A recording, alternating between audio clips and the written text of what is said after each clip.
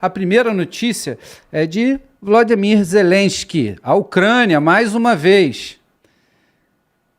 Bem, drone marítimo da Ucrânia explode em porto da Romênia. Um drone militar marítimo explodiu no porto de Constança, na Romênia, nesta sexta-feira, dia 5, sem registro de feridos. A Ucrânia confirmou que o equipamento integra seu arsenal e afirmou que ele perdeu o controle após sofrer interferência de guerra eletrônica russa durante uma missão no Mar Negro. As autoridades romenas evacuaram a área e alertaram a população para evitar a costa. O caso ocorre em meio a movimentações diplomáticas com o presidente ucraniano, Volodymyr Zelensky, propondo negociações diretas com Vladimir Putin para buscar uma solução para o conflito. Bem, senhores, praticamente é um fogo amigo, né? Não poderíamos dizer, porque essa expressão fogo amigo é quando você atinge as suas próprias tropas, mas bem parecido ou totalmente análogo? Pois não, Mano Walter? Tem vídeo. Tem vídeo, ó, Mano Walter, muito bom. É bom que vai dar para ilustrar muito bem, né? O que temos um vídeo aí para passar. Então, esse é um drone de superfície, né? São lanchas até mesmo rápidas, não tão rápidas, mas rápidas, que passam na superfície da água com explosivos. Os drones de superfície são muito conhecidos para fazer vigilância e reconhecimento, mas na guerra da Ucrânia, ou melhor, na operação especial militar, como assim fala o Putin, né? Esses drones passaram a carregar explosivos e atingir não só frota de navios, como também portos, né? Então, dois locais estratégicos que estão sendo atingidos por esses drones. Então, a criatividade que anda permeando essa operação militar especial ou guerra da Ucrânia é muito interessante. Mas vamos perguntar para o nosso amigo Carcará, que... primeiro vídeo, Mano Walter? Muito obrigado. Segundo aperto do Mano Walter. Primeiro vídeo para vocês. O vídeo.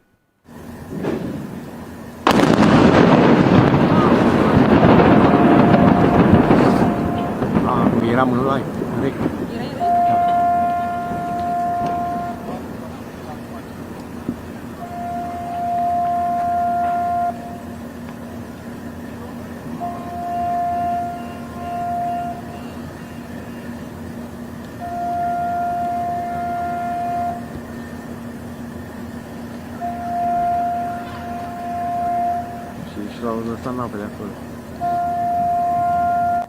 Cenas impressionantes. Deu para ver muito bem, a imagem bem nítida, numa distância boa, para você ver a magnitude dos explosivos, né, explodindo no porto da Romênia, porto de Constança. Mas vamos perguntar ao nosso amigo Carcará, que eu tenho certeza que ele tem muito a dizer sobre isso. Foi um dos primeiros caras que eu escutei falar sobre drone militar, né, em uso militar na minha vida. Ele já fala disso há muito tempo mesmo. Então, Carcará, por favor, a sua opinião. Esse acontecimento aí, meu amigo Júlio, qual é não é nem explosão, é a cara de pau do Zelensky, pô. Ele está usando a Romênia para atacar a Rússia. Isso que no pau da barraca é isso aí. Agora eu não sei o quanto que os russos vão interpretar isso aí. O drone está dentro da Romênia. O que é que o drone ucraniano está fazendo dentro da Romênia? Se ninguém descobre, aí ele atacaria um navio romeno lá no porto e ia falar que eram os russos atacando a Romênia. E a Romênia ia concordar porque estão tudo junto e misturado. A União Europeia, a OTAN e a rede de cobertura. Olha só a merda aí. Por isso que eu falei, quando o Zelensky fala que um drone atacou, tem que ver se consegue, a gente chama de busca de dados, né? Para ver se encontra alguma coisa ali, busca de evidências, ver se encontra alguma coisa para identificar a origem do artefato. Se esse drone explode dentro do navio desse aí, seja cargueiro ou militar, eu jogar a culpa na Rússia, pô. Aí o Zelensky viu aí, eu tô querendo fazer a paz e o russo atacando. Aí deu merda. Isso aí pode ter acontecido duas coisas. Eles foram fazer o ataque e plotaram, e eles desviaram o drone para bater no cais, ou o drone era temporizado, explodiu antes de chegar no local. Pode ter sido isso aí. O erro eletrônico do drone. Pô, pela porrada ali é mais de 100 quilos de composto composto B, C4, TNT, alguma coisa assim. Pela fumaça não foi TNT, cara, porque TNT geralmente salta uma fumaçazinha mais escura. Ali tá com cara que foi C4, que é a fumaça muito branca, entendeu? Ou seja, uma meia tonelada de C4 aí, 100 quilos, é coisa demais, cara. Prejuízo gigantesco para quem mora ali perto do porto. Quebrou a porra toda. E não vai dar em nada, porque como a União Europeia está tudo junto nessa vagabundagem de atacar a Rússia, então o ataque da Ucrânia contra o porto da Romênia, que já estava reclamando, é um ataque do amor, porra. Então pode, entendeu? Aí pode, porra. O Zelensky pode mandar drone explodir lá dentro, botar a população para se afugentar, porque muita gente aí perdeu casa. Se eu ler a reportagem aí, vai ter que fazer algumas pessoas mudar de local de habitação para ir para outra posição. Meu irmão, é uma porrada, bicho. Uma onda de choque dessa aí vem varrendo tudo. Vidraça, carro, janela, parede, onde bate uma porrada com a velocidade hipersônica, né, cara? O deslocamento desse aí é 6.700 a 7.000 metros por segundo, o vento deslocando. Quando passa um vento a 300 por hora, já é uma assombração, que é um furacão, né, um tufão. Agora imagine passando a 7.000 km por hora, onda de choque. É pra torar no meio, pô. Entendeu? É isso aí, ó. O Zelensky agora vai ficar com cara de Juca, vai botar a culpa no Putin. Ele já mandou a nota, eu queria fazer a paz para disfarçar a merda que eles fizeram. Olha aí, ó. Agora o que é que a OTAN vai falar? Não era o Putin que estava atacando a Romênia? E o Putin falou, não fomos nós. Então, cara, para que é que o Putin vai soltar a porra de um drone lá na Romênia só para arrumar confusão? Não tem cabimento, pô. Entendeu? Eu falei, se tiver algum cabimento aí, seria a Rússia atacar aquela usina nuclear lá, porque não manda eletricidade para a Rússia. Eu não duvido que eles façam isso mesmo, mas também tem que provar se for os russos fazendo isso lá dentro da Ucrânia, né? Na usina de Zaporizhzhia. Pois é, camarada, isso aí é só uma prova cabal que a guerra, a primeira a sofrer é a verdade, cara. Mas esses ataques aí vindo da Romênia, a gente já sabe, porque Odessa termina lá na Romênia, né? Aí tem aquele manguezal, aqueles canais, aqueles rios que vêm de lá da Romênia, que cai dentro do Mar Negro, que é cheio de portos, a maior quantidade de portos da Europa, fica lá dentro da Romênia, junto com a Odessa ali. Sempre foi, desde a antiguidade ali, né? Área de porto, aqueles manguezal por lá, aquelas entranhas lá. E aí a Ucrânia fica usando esses canais saindo de Odessa / Romênia para entrar no Mar Negro e atacar a frota russa do Mar Negro. Olha só a merda que isso aí vai dar, cara. Aí o que é que o russo vai usar isso aí como defesa? E para outros eventos futuros, aí depende dos russos, né, cara? Com certeza, se for comprovado que está saindo ataque da Romênia, ela liberando essa saída, vai ficar ruim para os romenos, viu, cara? Talvez não seja agora, nessa guerra convencional, mas se tiver uma porrada mais forte contra a OTAN, a Romênia vai tomar o dela. Já faz tempo que a Romênia está sacaneando os russos, tá? Um país que fica na dele ali, que é junto com a Romênia e com a Turquia, que fica, não perturba ninguém, é a Bulgária. A Bulgária fica lá, só aquele povo cigano lá e tal. Não quer saber. Parece os baianos, os búlgaros, só quer saber das festas deles lá, cigana lá, e fica em paz. Agora os romenos estão meio chatinhos. Acertaram o exército, estão com a força aéreazinha melhorzinha um pouquinho, comparado. Acho que isso é alguma coisa, não é. Quem tem condição de fazer frente aí no modo convencional é a Polônia e mais ninguém. O restante é só boi de piranha. É isso aí, meu amigo Júlio Roque. Muito bom, Carcará. É realmente impressionante a explosão e como o Carcará citou, ainda bem que foi naquela área ali, né, de porto, né, praticamente desabitada, e pelo que nós olhamos todos os portais, não houve assim, nenhuma pessoa morta. Isso já é de grande importância. Imagina uma explosão dessa no centro de uma grande metrópole. Simplesmente um cálculo assim a se fazer muito grande, porque a destruição de vidas humanas seria incrível. Mas vamos perguntar a opinião do comandante Vilas Boas. Comandante Vilas Boas, a sua opinião sobre esse drone de superfície. Ô, Júlio, esse é um bom momento para a gente aproveitar e dar mais uma batida aqui, conversar um pouco mais, né, para os nossos telespectadores tentarem entender, ou se a gente conseguir se expressar assim, para falar um pouco mais da guerra marítima, né, a guerra naval, nessa guerra ou conflito da Rússia com a Ucrânia. Então, o que a gente percebe aqui, que a gente chegou até a comentar semana passada, se eu não me engano, na quarta-feira, é, a forma surpreendente, né, como a Ucrânia, um país que praticamente ele não tem uma marinha estabelecida, marinha que se diga nos padrões formais, né, ela não tem navio como de fragatas, corvetas, destroyers, cruzadores, não tem submarinos, e quando o conflito começou há 4 anos atrás, no Mar Negro ela dispunha apenas de uma pequena quantidade de corvetas e de um punhado de navios patrulhas que logo nas primeiras semanas foram absolutamente neutralizados, destruídos, né? Melhor dizendo, pela Marinha Russa. Só que depois disso, ela conseguiu, de uma forma totalmente inédita e muito pouco esperada, reverter no campo naval uma superioridade que até então era tida como assim, absoluta, da Marinha Russa, da frota russa do Mar Negro contra essa marinha que praticamente não existia e deixou de existir efetivamente nos primeiros momentos do conflito. Só que de uma forma, como a gente falou, totalmente inovadora, principalmente com o uso dos drones, e nessa parte dos drones a gente vai entrar nas 3 dimensões.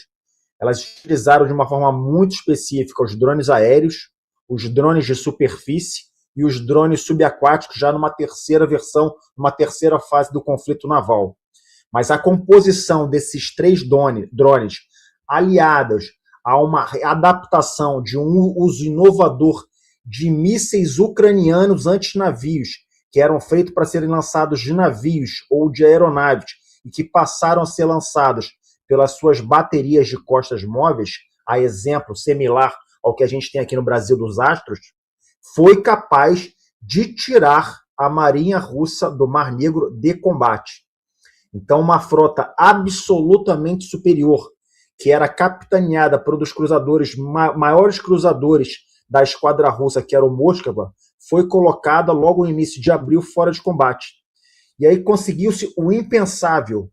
As ações coordenadas pelo que restou da Marinha Ucraniana, ou pelo Comando Estratégico de Drones, ou pelo comando chamado Comando 13, que foi o comando que inicialmente fez o emprego coordenado dos drones também no campo naval, conseguiu ameaçar a Marinha Russa, tirando a Marinha, forçando que a Marinha Russa deixasse de operar na sua base centenária na Crimeia, no posto de Sebastopol, no porto de Sebastopol, e fosse obrigada a trocar essa base pelo porto de Novozerinsk, lá no leste do Mar Negro, numa base afastada a cerca de praticamente 1.000 quilômetros do porto de Odessa, mas mesmo assim ela não está totalmente invulnerável às ações cometidas ou impetradas pela Marinha Ucraniana.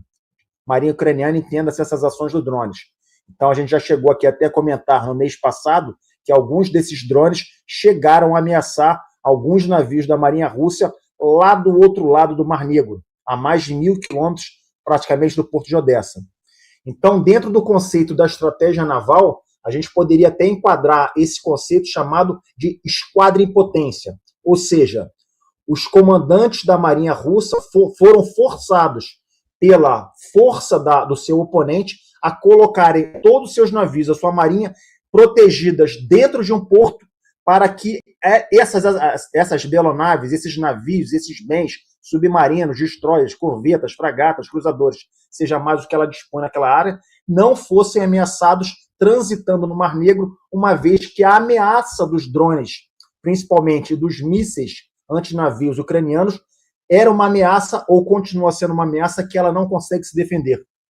Então, isso é para dar a dimensão do que, nessa nova vertente do conflito, desses novos ensinamentos que a gente pode obter como laboratório para o campo naval também, desse tipo de ameaça que agora desvirtuou absolutamente e desbalanceou o emprego dos grandes navios dentro de um cenário, principalmente no Mar Negro, que é um espaço marítimo confinado. Passado isso, vamos ao caso da Romênia. A Romênia ela teve um papel muito interessante, porque desde logo do início do conflito, quando a Rússia começou a ameaçar ali, né, os portos ali de Odessa, toda a ameaça ali do Mariupol, ainda do Mar de Azov, e que ela tentava controlar o fluxo, né, dos afluentes, né, da boca do rio Dnipro, que é aquele que basicamente ele vai despejar ali em Odessa.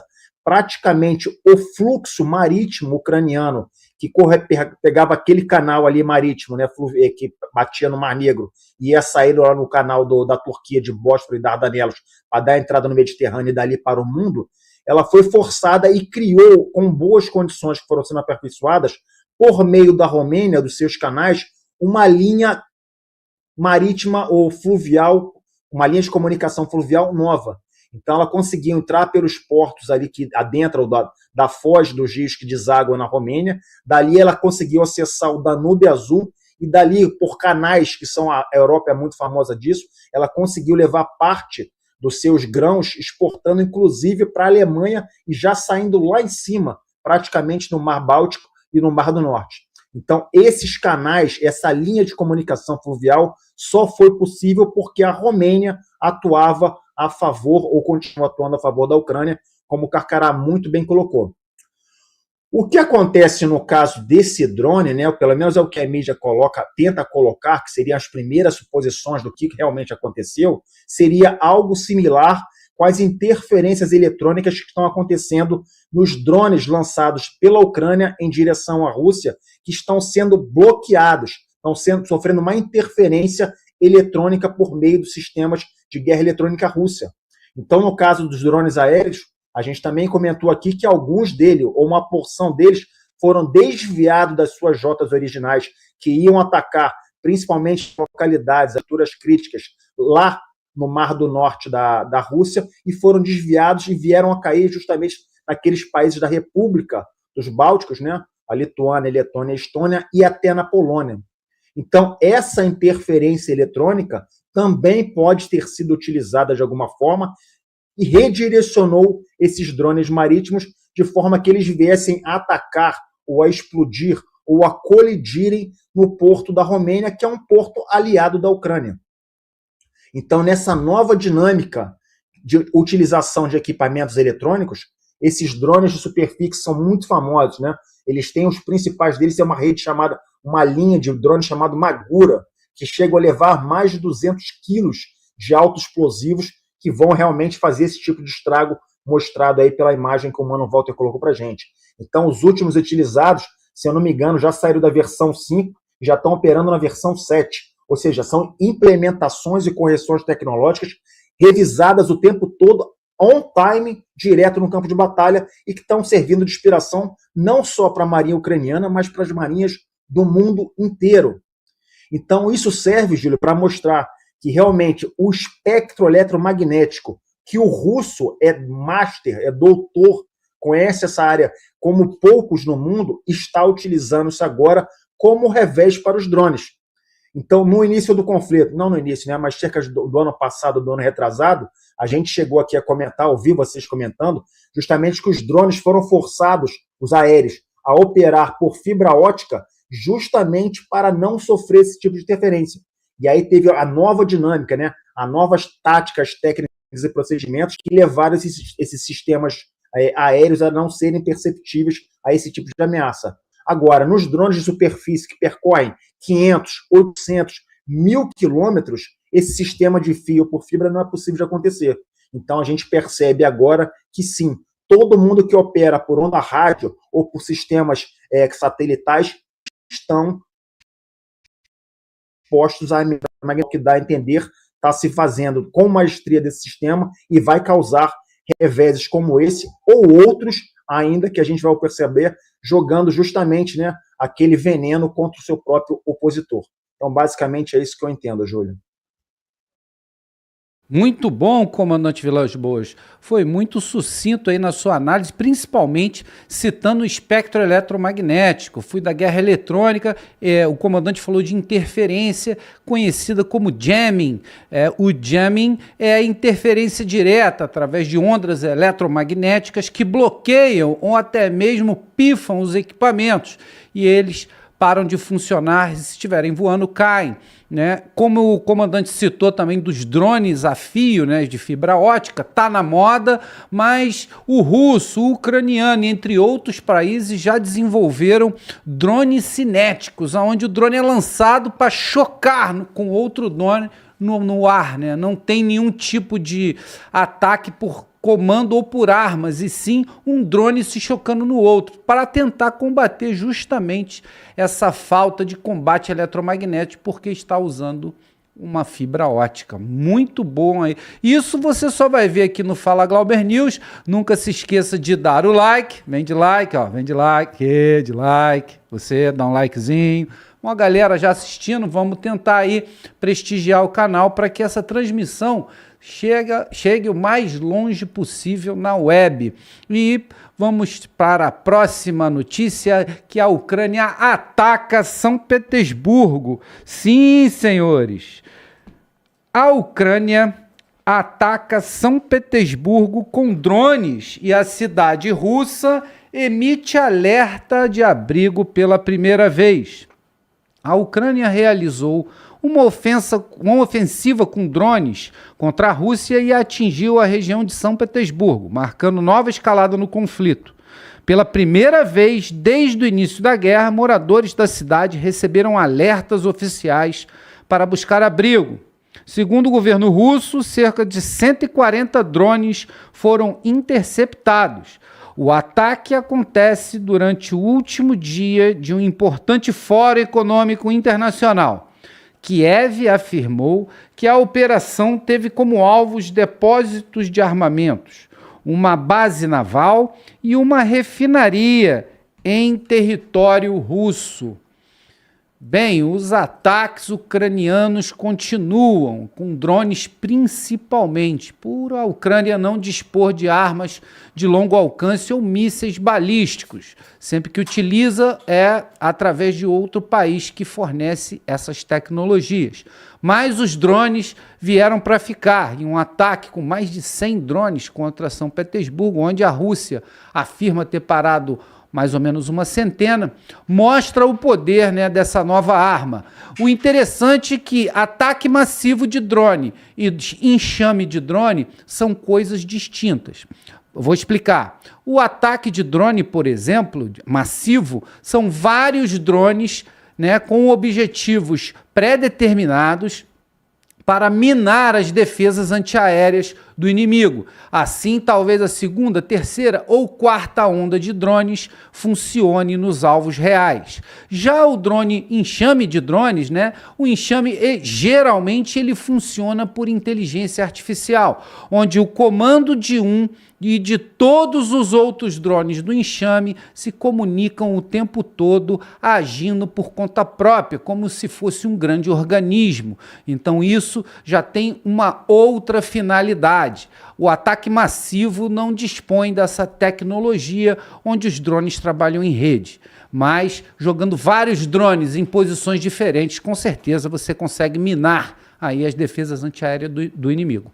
Vamos falar aí com Carcará, né, o que ele acha desse ataque de drones por parte da Ucrânia com alguns alvos, inclusive para que todos do fórum, né, um dos drones caiu perto da onde estava sendo realizado o fórum lá econômico da parte da Rússia, né, da parte oriental, e para que todos vissem, né, a grande bola de fogo. Foi quase uma propaganda ucraniana. Mas, Carcará, gostaria da sua opinião, por favor.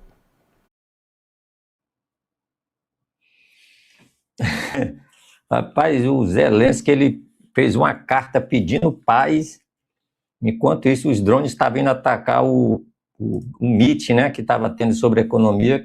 A Rússia sempre faz esse foro econômico lá em São Petersburgo, uma cidade modelo europeia, cidade da época dos cesares, né, cidade linda, limpa, ordeira. A Zelensky, vou tumultuar essa porra, cara. O Putin não manda em nada, não. Vou meter drone lá naquela porra lá e urubu pro convidado. Tecnicamente é isso. Ninguém aprovou esse ataque dele lá e depois ele entrou com uma cartazinha pedindo paz. O Putin, porra, não ia aceitar, é claro. Aí ele revidou de novo com outro ataque. Então ele atacou São Petersburgo com drone, a Romênia, né? atacou usinas nucleares, falou que foi a Rússia, mas não provou, então provavelmente ter sido eles mesmos. Não atacaram os reatores, atacaram só algumas paredes lá da usina lá, para causar comoção, né? E usando esses drones que você falou, ele não tem mísseis balísticos, é muito caro, e passou de 500 quilômetros, o americano não vai ceder esses mísseis para a Ucrânia. E na Europa, poucas pessoas têm mísseis de 1.000 quilômetros. A Turquia fez um agora de 1.000 quilômetros. O Brasil está querendo fazer os seus mísseis de 1.000 quilômetros, e a Rússia tem, em grande quantidade, vários modelos, né? Então, qual que é mais fácil, meu amigo Júlio? Usar drones. O drone vai lá com a carga, uma boa carga explosiva, faz o mesmo trabalho. É só escolher o alvo certo que ele faz o mesmo efeito. Por exemplo, uma carga explosiva num tanque de combustível gigante daquele lá. Porra, não precisa de míssil balístico, né? Então a Ucrânia está massacrando a Rússia no bolso da economia russa, que é o petróleo e gás, cara.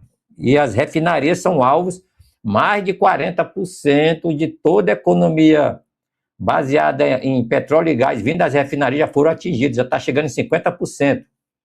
Ou seja, de todo o poder econômico russo vindo do petróleo e gás, a Ucrânia já botou quase 50% fora de ação. E o Putin quer continuar trocando tiro, então, eu falei, não vai vencer o combate convencional a Rússia contra todos os países da Europa ali, patrocinando com dinheiro, com tropa, com drones, com mísseis, aviação, bombas, e a Rússia sozinha lutando. Não tem condições. Ou resolve logo com um artefato nuclear, ou então prepara para a guerra durar mais 2, 3, 4 anos. Enquanto isso, a grande mãe russa vai virando uma favela zona com o passar do tempo. Porque o Putin não quer resolver esse problema, tá? Não sei se é problema político, com medo do que irão falar dele no futuro. Eu já vou falar e vou repetir. Se fosse com os americanos, essa quantidade de ataque dentro do território americano, o país que estivesse fazendo isso já tinha sido varrido do mapa. Essa é a realidade. Valeu, Júlio. Então é isso aí, meu amigo. Minha opinião sobre esses ataques da Ucrânia dentro da Rússia. Nada mais é do que a Inglaterra, a França, a Alemanha, a Espanha, todo mundo mesmo ataca essa porra aí. Dinheiro tem. O Putin tá com medinho, então vamos atacar essa porra aí sem pena. É mais ou menos por aí. Muito bom, Carcará. E agora vamos com a opinião do comandante Vilas Boas, né, que já foi até elogiado aqui no site como um analista imparcial. Não sei se o senhor teve a curiosidade de ler, mas o nosso chat sempre maravilhoso. É o melhor chat da web. Comandante Vilas Boas. Ô, Júlio, valeu, obrigado aí. Depois eu não consigo ler agora na hora, não. Depois eu fico vendo aí, dando uma coringada rápida, mas na hora que eu fico tentando me monitorar aqui, saber o que tem mais de informação relevante que eu possa trazer. Mas depois eu vou olhar, mas agradeço o elogio de quem fez. E é bom que eu elogie para o canal inteiro, né? Porque acaba trazendo mais credibilidade para o canal, uma vez que a gente consegue trazer dados mais consistentes aí pela composição da equipe, né? E a composição da equipe justamente é boa, porque cada um vê um ponto da realidade, né? E aí essa junção de fatores é o que a gente justamente tem como fator de força para levar até vocês um pouco mais do que a gente entende como sendo a verdade. Obviamente a gente só arranha a verdade, né? Porque as camadas internas das informações, principalmente as internacionais, elas são, obviamente, conseguem entender que são muito extensas, né? Então, também, por outro lado, a gente também a gente é suscetível. A gente não está lá na Ucrânia agora fazendo entrevista com as pessoas para saber realmente o que tem. Então, a gente também é dependente do que vem de fora. O que a gente tenta trazer de uma forma um pouco mais consistente, metodologicamente falando, é aspirar, né, filtrar um pouco do que vem de fora e mostrar o que tem de verdade, o que tem de inverdade, o que é estranho, e aí vocês vão ter melhores condições de fazer uma análise mais apurada. Contra esse ataque, quando eu vi a primeira notícia, eu fiquei com dúvida, será que a notícia que a gente tinha mencionado aqui na semana passada do ataque em São Petersburgo, justamente no início do Fórum Econômico, né?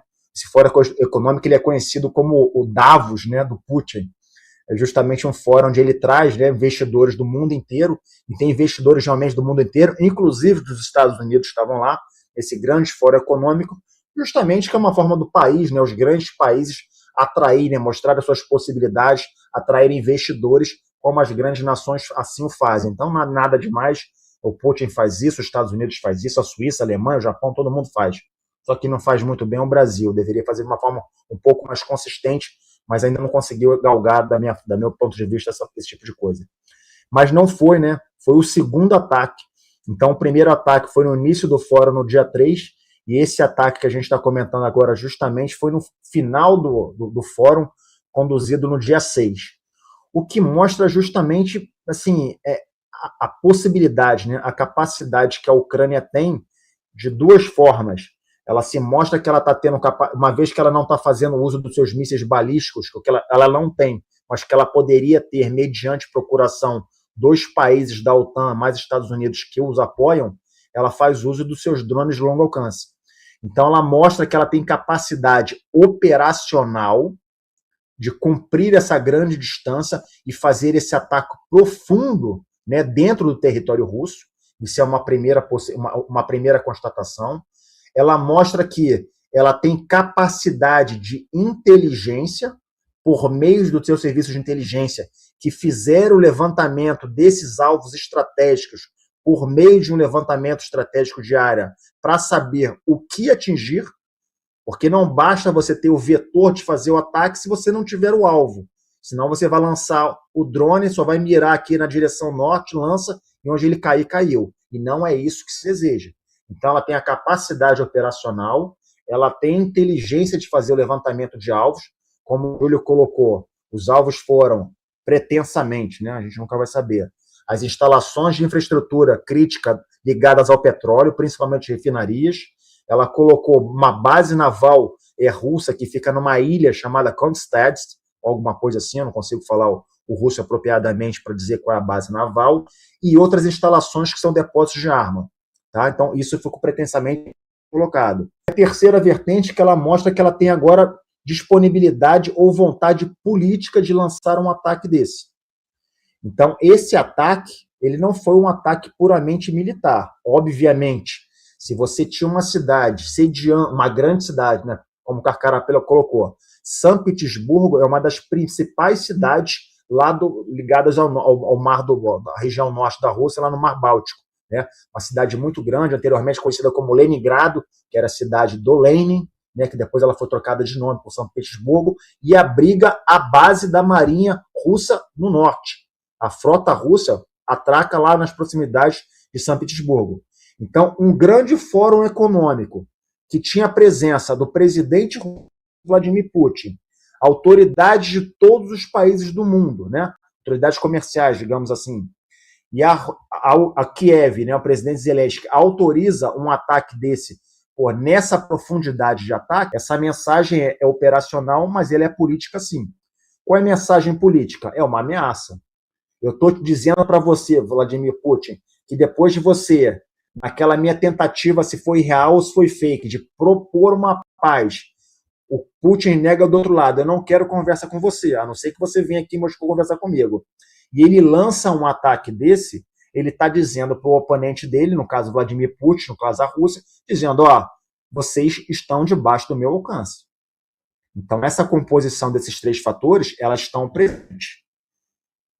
Isso não significa dizer que essa ação, essa decisão, foi uma decisão inteligente por parte dele. Na minha opinião, seria o contrário. Porque ela estressa o sistema e ela coloca a Rússia, que já está, de certa forma, paralisada nas negociações, as frentes de contato, como a gente comentou na semana passada, estão estagnadas, e ela traz uma pressão extra para um oponente que, digamos, está acuado. Acuado de que forma? Não é que ele não tem o poder militar e nem a decisão para tomar os próximos passos na escalada da crise. Mas cada vez que você estressa, né, as linhas de tensionamento das negociações que poderiam estar acontecendo ou nos choques das placas tectônicas, você dá uma resposta, inflige uma ação que você espera uma resposta do seu oponente. E aí o que dá a entender é que a resposta do oponente, no caso a Rússia, ela pode ser desproporcional, ou ela pode ser de uma determinada forma tão forte, tão agressiva, que vai colocar a Ucrânia numa situação sem saída. Então, não se sabe direito, na minha opinião, o que o Vladimir Zelensky quis com esse ataque. Porque ele fez um ataque numa região que tinha os líderes do mundo inteiro. E eu não tenho certeza se a própria OTAN, União Europeia, Estados Unidos e toda a rede que apoia a Ucrânia nesse conflito ficou satisfeita com essa ação. Porque ela não foi uma ação puramente militar. Obviamente, ataques de drones foram realizados pela Ucrânia em diversas frentes da Rússia. Foram lançados mais de 500 drones, inclusive contra Moscou, em todas as partes do fronte de contato. Mas essa especificamente, ela dá uma resposta muito intensa. Que aí o que resta do Putin é de duas uma. Ou ele vai tentar para negociar, ou ele vai fingir que não esqueceu, que não aconteceu, ou ele vai tomar uma ação drástica. Que aí entra na linha que o Carcará sempre coloca aqui, que eu, de certa forma, eu concordo com ele. É que as opções militares estão se esgotando para a Rússia. Isso, para quem tem um arsenal de 5.000 ogivas nucleares ali no quintal, ao alcance da mão de um botão vermelho que está dentro de uma pasta do ajudante de ordens do Putin, é algo muito perigoso. Isso eu não quero dizer que ninguém possa entrar em conflito com a Rússia porque vai perder sempre. Não é isso. Mas é para deixar claro que esse tipo de ação, na situação atual, onde a frente está estagnada, onde a Rússia parece estar acuada, onde existem ameaças de cunho financeiro, onde faz-se uma ação dessa, junto num fórum econômico com a presença de centenas, quiçá milhares de agentes internacionais presentes, para dizer que, Putin, você está sob meu alcance e eu acerto você a hora que eu quiser, é algo grave na escalada do conflito, na escalada das tensões, melhor dizendo. Então, Júlio, o que resta disso é realmente saber o que vai acontecer, porque a gente não sabe o que se passa na cabeça do Vladimir Putin, até onde ele está disposto a ir e como estão as suas ameaças também internas. Porque lá, apesar dele ser um ditador, digamos assim, que está lá há décadas na cadeira do Kremlin, mas ele sofre ameaças também. Ele sofre pressões do partido, ele sofre pressões dos militares, ele sofre pressões políticas.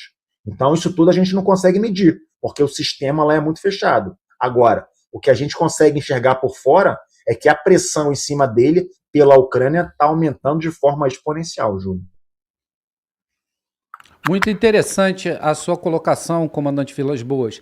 E lembrando também, né, que essas atitudes de Putin na última empreitada, né, que onde a Ucrânia fez alguns ataques à Rússia, a resposta foi bem interessante diretamente no coração de Kiev, a qual já repercutimos aqui no Fala Glauber News anterior.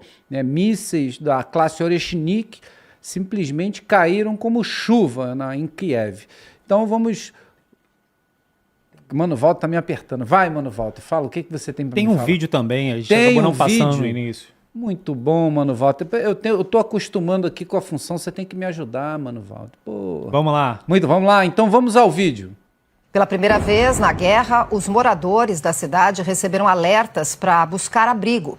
O governo local declarou ter abatido 140 drones. O bombardeio ocorreu no último dia do fórum organizado pela Rússia em São Petersburgo, para justamente atrair investidores de mais de 100 países. A Ucrânia afirmou que a ofensiva atingiu depósitos de armas e uma base naval, além de uma refinaria no sul do território russo. Imagens impressionantes. E essas imagens que acabamos de ver foi da parte onde foi atingida a refinaria de combustível, que ficou aquela propaganda que o comandante Vilas Boas muito bem exemplificou, que é a intenção do ataque, mais mostrar que chegou ao ponto próximo ali da reunião, né, do que qualquer outra coisa. Então a gente sempre salienta que preste atenção na intenção e não na ação.